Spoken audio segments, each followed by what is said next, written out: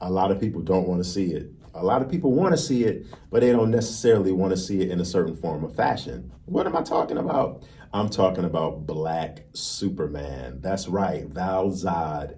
We might just be seeing him in an HBO Max series or movie because Michael B. Jordan, the cat has been let out of the bag. There's no longer a secret. It's no longer a secret. There's no more on the hush hush. Michael B. Jordan is developing a Black Superman project for HBO Max. Let's talk about it. Now, the word is this could possibly be a limited, if I could say it, this could possibly be a limited series or a movie. A writer is currently working on the script. Jordan and his production company are developing their own Black Superman project. And it centers on Val Zod, which is the all-Black Superman, the official.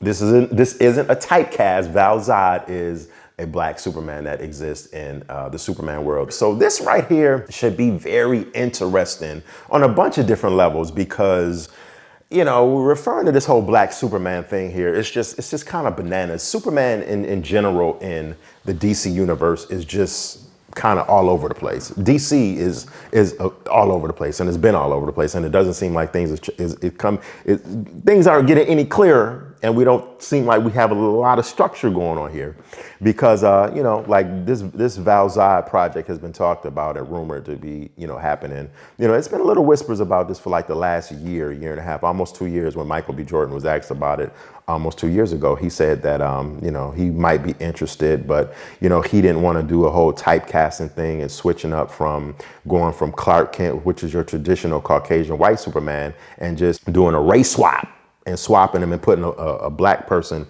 in Clark Kent's shoes per se.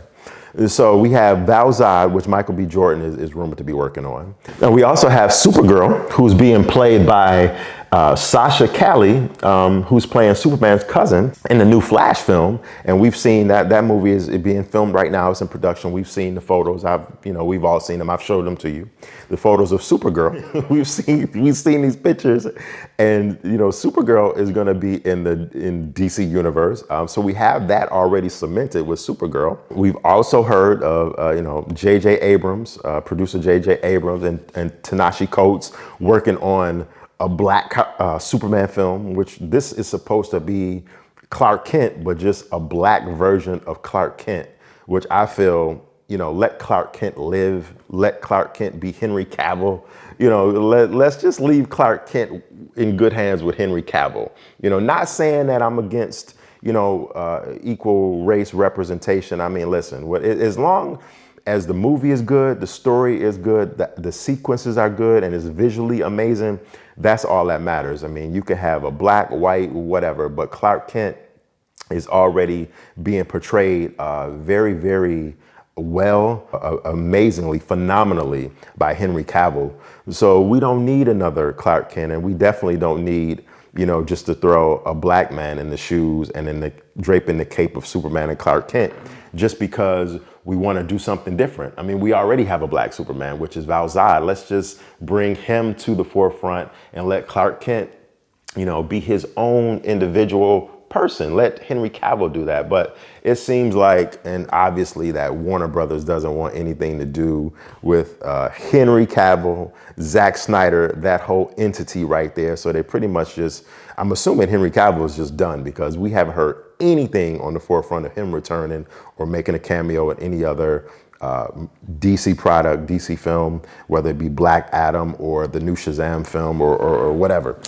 I mean, Superman is really in like this in flux. It's just, he's just like in this purgatory. Warner Brothers really doesn't know what to do with the character of Superman and Clark Kent and just the whole Superman universe in general, because they're all over the place right now. We got them on CW, then we have this announcement, you know, leaking out yesterday, then we have Supergirl, and then we have another important key thing right here that was announced earlier this week, that Leslie Grace, news came out that she will be the new Batgirl, and that came out earlier this week. So Leslie Grace will be the new Batgirl in the DC universe, and she's going to get her own movie that's also supposed to be put on HBOMAX as well. So DC Warner Brothers is building up that HBOMAX, that streaming service brand right there. I like it. It's good. They need some new content as far as the DC universe is concerned, because right now they just don't have any.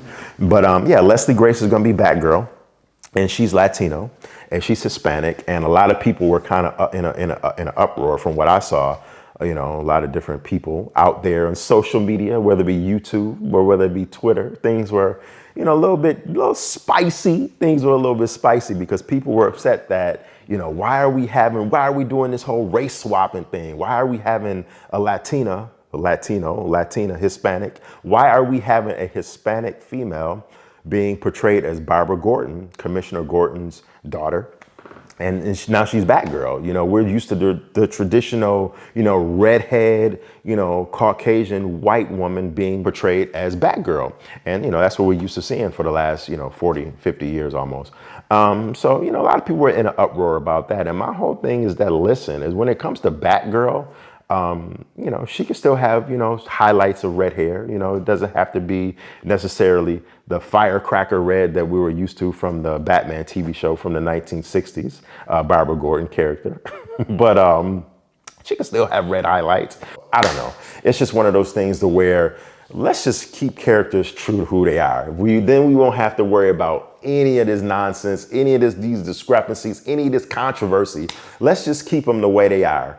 I mean, and the bigger picture, bigger scope here, the bigger picture, the more broader way to think about it is that as long as the scripts are good, as long as the story is good, as long as the movie is visually amazing, as long as the action is good, the special effects, the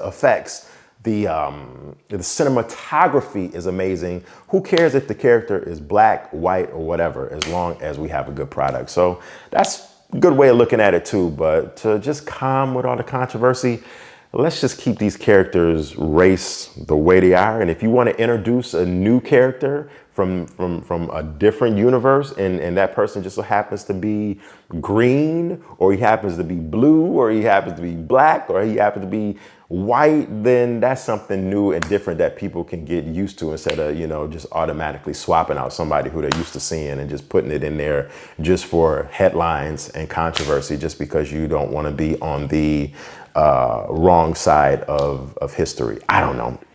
Listen, this topic right here was a little bit, got me a little hot under the collar. Yo, I'm gonna check y'all later. Peace. Have a good one. God bless.